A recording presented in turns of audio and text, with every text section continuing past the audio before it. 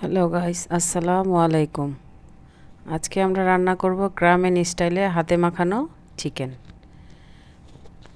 একদম সহজ রেসিপি, যারা রান্না জানে না তারাও এইভাবে রান্না করতে পারবে। সেই জন্য আমাদের লাগবে প্রথমে পেঁয়াজ কুচি। আমরা বেশ খানিকটা পেঁয়াজ কুচি নিয়ে নিয়েছি। এখন লাগবে আদা রসুন বাটা। এখানে আমরা 1 টেবিল চামচ আদা রসুন বাটা দিলাম। এখন দিব 1 চামচ হলুদ বাটা, তারপর দিব 1 চামচ মরিচের গুঁড়ো, তারপর দিব 1 চামচ ধনিয়া গুঁড়ো,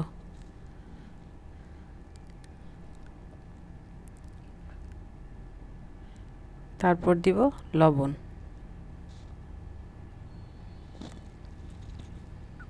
এখন দিয়ে দিব অল্প পরিমাণে সয়াবিন তেল।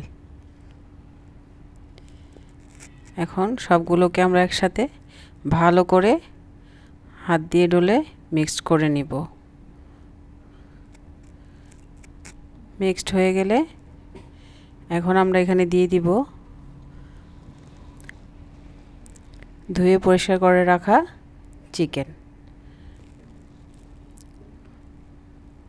এখানে আমরা সোনালী মুরগি ইউজ করছি, আপনারা চাইলে দেশি মুরগি ইউজ করতে পারেন।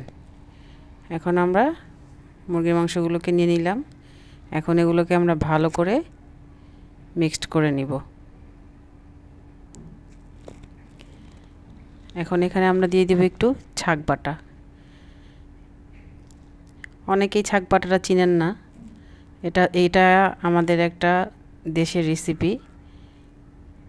এখানে আমরা জিরা, তেজপাতা, রসুন তেলে ভেজে তারপর বেটে নিই। এটাকে দিয়ে আমরা এখন মিক্সড করে নিব। মিক্সড করে এখন অল্প পরিমাণে পানি দিব।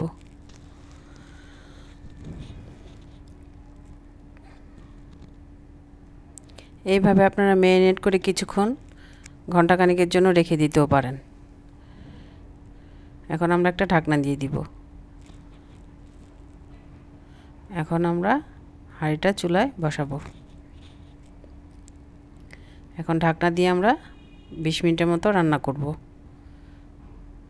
ঢাকনাটা উঠিয়েছি, এখন দেখেন অনেক পানি উঠেছে। এখন আমরা পানিগুলো একটু শুকানো পর্যন্ত অপেক্ষা করব। এই পানিতেই কিন্তু মাংসটা সিদ্ধ হয়ে যাবে। এখন আবার আমরা ঢাকনা দিয়ে দিব। আমাদের কিন্তু পানিটা শুকিয়ে গেছে, এখন কিন্তু তেলটা বের হয়ে গেছে। আমাদের মাংস রান্নাটা কিন্তু হয়ে গেছে। আপনারা কিন্তু খুব সহজে এই রান্নাটা বাসায় করতে পারেন।